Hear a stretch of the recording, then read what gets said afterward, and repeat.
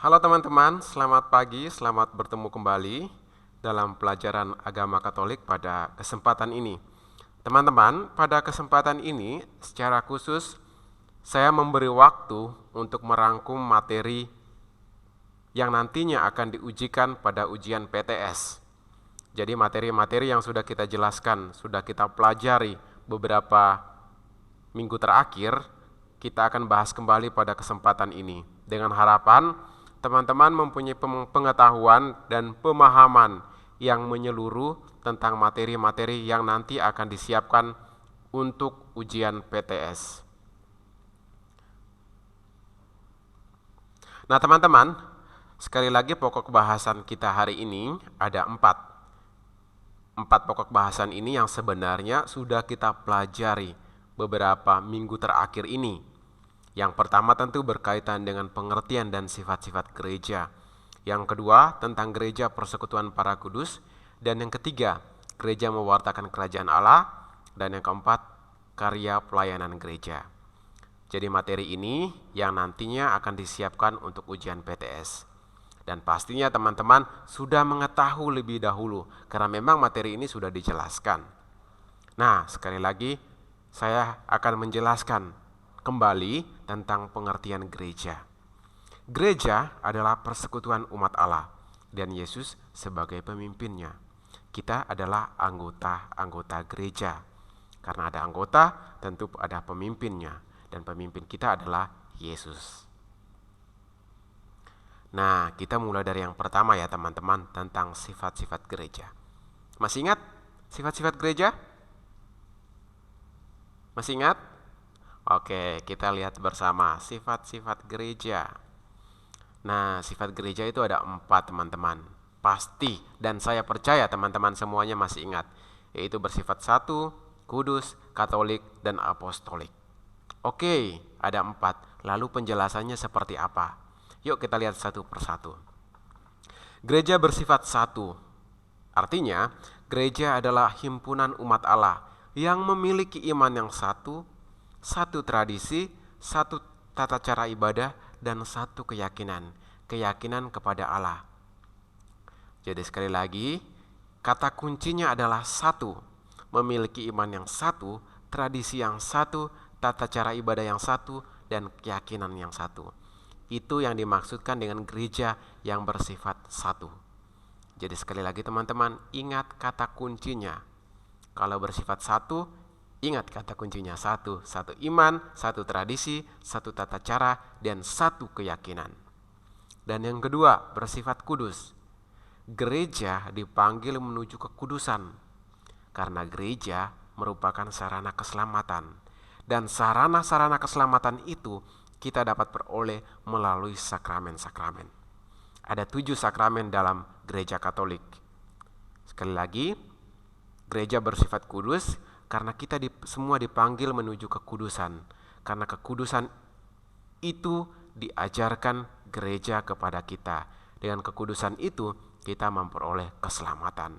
Dan kita bisa belajar menjadi orang kudus seperti yang ditunjukkan oleh orang-orang kudus dalam tradisi gereja. Begitu banyak kita jumpai. Bahkan nama-nama kita sebagian besar diambil dari nama para kudus. Dengan harapan kita bisa mengikuti teladan hidup yang ditunjukkan santo dan santa yang kita pilih namanya. Lalu yang ketiga, Katolik. Mencakup semua orang yang sudah dibaptis dan bersifat universal. Dia juga terbuka dengan berbagai keragaman suku dan bahasa.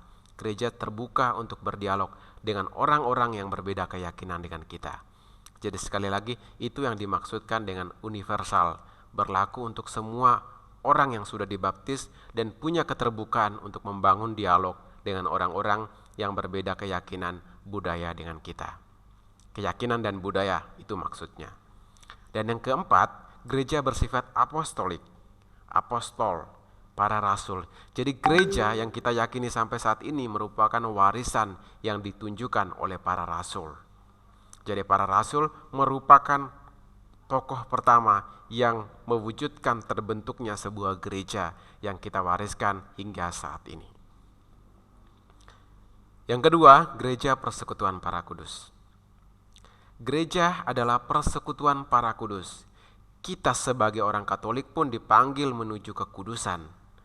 Banyak orang kudus dalam gereja yang menjadi teladan bagi kita. Mereka memperoleh kekudusan dari sikap hidup yang selalu percaya dan setia kepada Allah.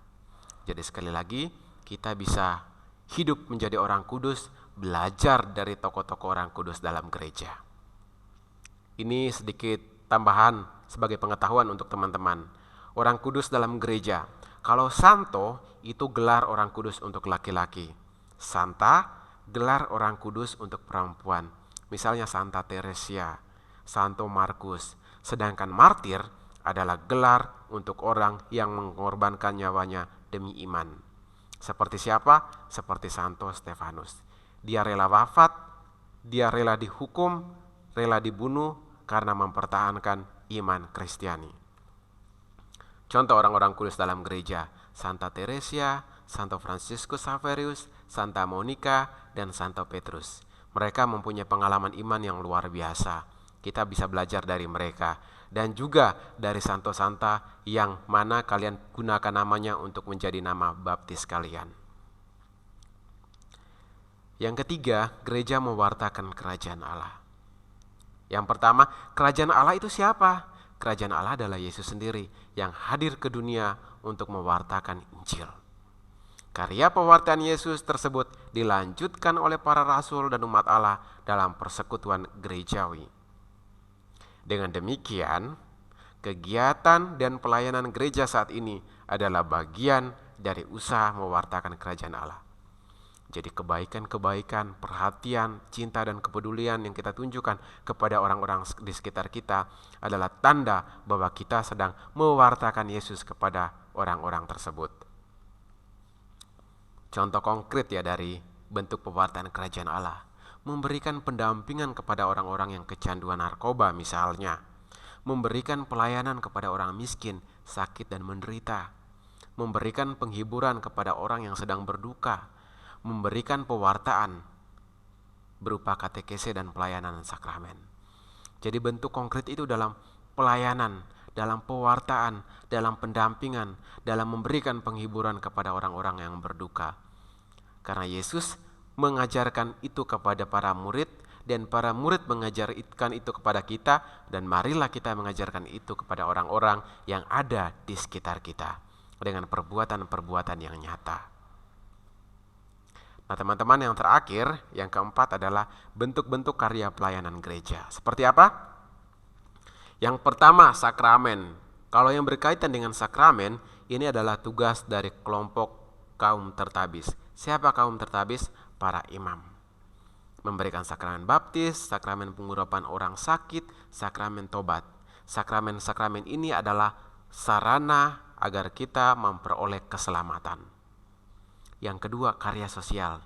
Tidak cukup bagi kita berkata tentang kasih, membicarakan sabda Tuhan, kalau belum menunjukkan itu dalam tindakan konkret.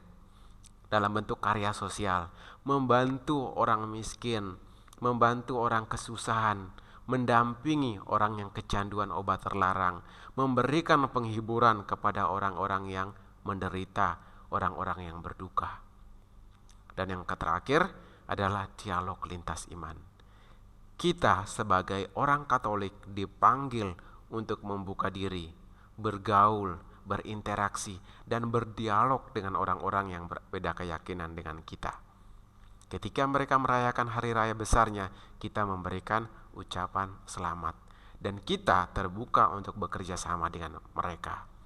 Kalau kita bisa menerima saudara-saudara yang berbeda keyakinan dengan kita, itu tandanya kita sudah menjadi orang Katolik yang baik, orang Katolik yang terbuka, orang Katolik yang sudah menunjukkan cinta kasih universal kepada sesama. Baik teman-teman, itulah rangkuman materi pembelajaran kita kurang lebih selama term 3 ini. Semoga teman-teman semakin memahami secara menyeluruh keseluruhan materi pembelajaran kita, sehingga kalian semakin mengenal tugas pokok pewartaan gereja, pelayanan gereja, sifat-sifat gereja, dan paling penting teman-teman bisa mengerjakan soal PTS nanti. Baik, terima kasih dan selamat belajar.